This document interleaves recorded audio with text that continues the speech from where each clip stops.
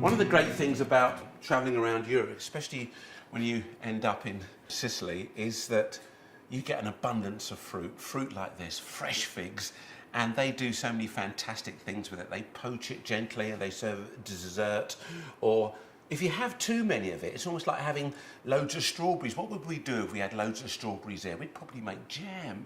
Well, guess what? They have loads of figs. They'll either make jam or they'll make something called a fig salsa, which is just fantastic. You can do it too. Ever so simple. Gorgeous fresh figs. And all I'm going to do is chop them up.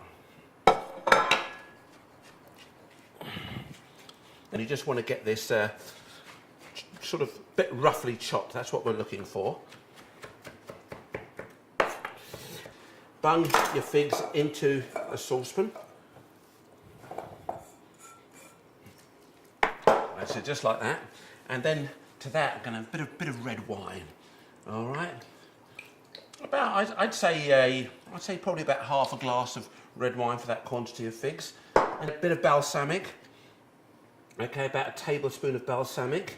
Again, if you're a little bit over or a little bit under, it doesn't matter. 230 millilitres of water. All right, that's part of that. All of this just goes in so simple. A little bit of sugar. Sprinkle that in there. Gorgeous. Don't forget the old S&P. I like a good twist. You're probably talking about, you know, half or maybe a quarter of a teaspoon of pepper, depending on whether you like that little bit of a sort of peppery kick or not.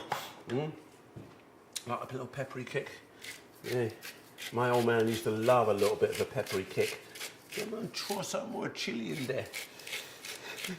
Ain't nothing wrong with that, Dad. I'll tell you what. There we are.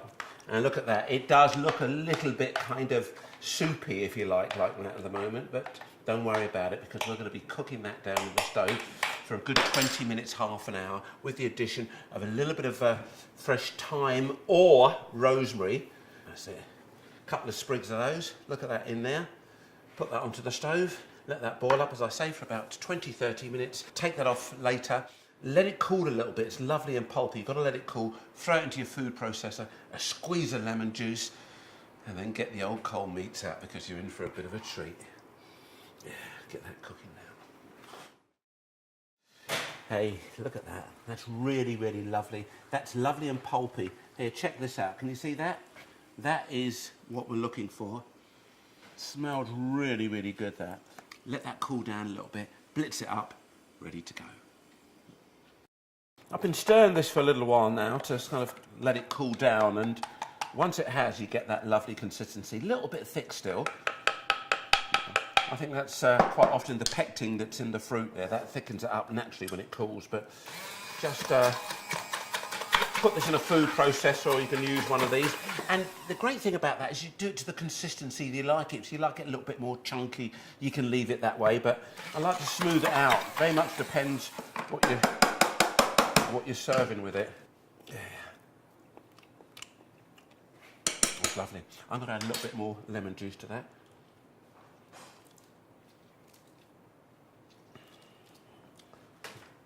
That's it. And that's it, guys. And look, I've got a really lovely selection of cold cuts here. So I'm just going to fill my little ramekin there with that beautiful fig salsa. A delicious Sicilian fig salsa with some great, well, you know about my couscous already, didn't you? Balsamic and red onion couscous, some nice cold cuts and a bit of pork pie for you. Try it, you'll like it.